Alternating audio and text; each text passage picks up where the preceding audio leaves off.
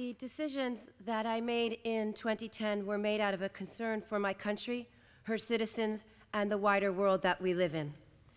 Since the events of September 11th, 2001, the U.S. has been involved in a war with an enemy that chose and chooses not to use a traditional battle space. Due to this fact, we altered our methods for combating the risks posed to us in America and our way of life. For a long time, I agreed with these methods.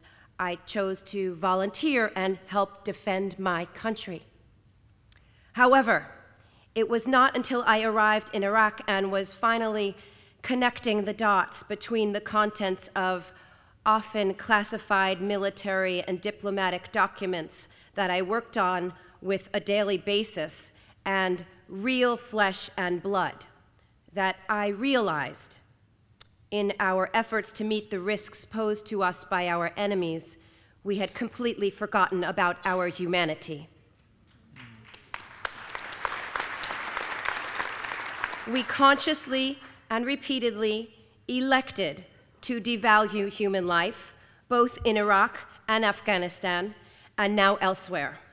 When we engaged those we perceived as the enemy, we often killed innocent civilians. And whenever we killed innocent civilians, we chose not to accept responsibility for these failures and instead hid behind a complex and growing veil of national security and classification in order to avoid public accountability. In our zeal to kill the enemy, we internally debated the definition of torture. We held individuals in Guantanamo Bay for years without due process of law. We inexplicably turned a blind eye to torture and executions by our host nation partners in Iraq and Afghanistan, and we stomached countless other recorded and documented acts in the name of our war on terror. All too often, patriotism is the cry extolled when morally and ethically questionable acts are advocated by those in power.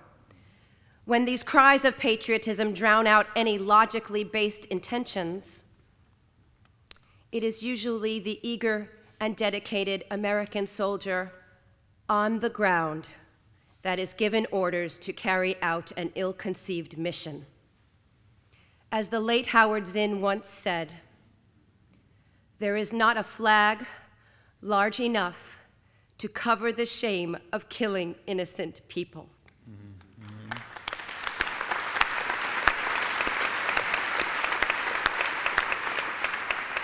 I understand that my actions violated the law, but I acted only out of a desire to help people.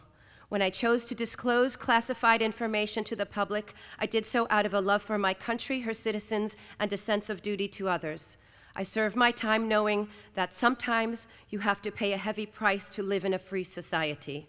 I will gladly pay that price if it means we could have a country that is truly conceived in liberty and dedicated to the proposition that all women and men are created equal.